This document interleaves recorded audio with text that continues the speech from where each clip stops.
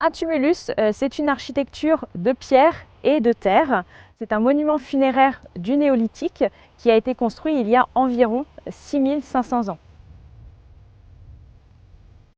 On se trouve ici à l'intérieur de la plus grande des deux chambres, plutôt circulaire. Les dalles de recouvrement de cette chambre pèsent dans les 5 à 6 tonnes.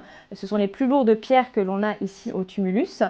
Pour les transporter, ils mettaient des rondins de bois les uns derrière les autres. Ils entouraient la pierre de cordes et ils tractaient ensuite depuis le site d'extraction jusqu'au site de construction. La particularité du tumulus de Dissignac, c'est que l'on n'a jamais découvert de squelette à cause d'un sol trop acide.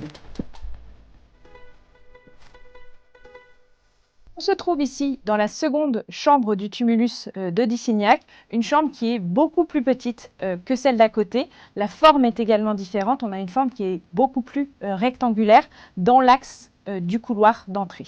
Il est possible que les chambres avaient des fonctions différentes, qu'il y avait une chambre qui servait à l'inhumation à proprement parler des corps et la seconde qui servait au rituel funéraire ou au recueillement des familles. C'est un monument qui était réservé aux personnes les plus riches et les plus importantes, aux élites. Les archéologues ont découvert des objets, notamment de la céramique et des armes. Vous avez ici une première gravure qui est en forme de canne qu'on appelle une crosse. Vous avez ici une autre gravure qui est une hache. Donc vous avez le manche de la hache ici avec la lame au bout. Donc on a cette hache.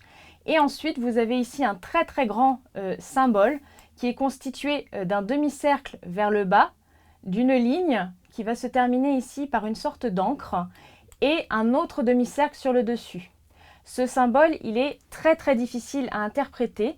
On a découvert des symboles similaires dans les tumuli morbihanais notamment, et les archéologues évoquent la possibilité que ces populations ont essayé de représenter un cachalot.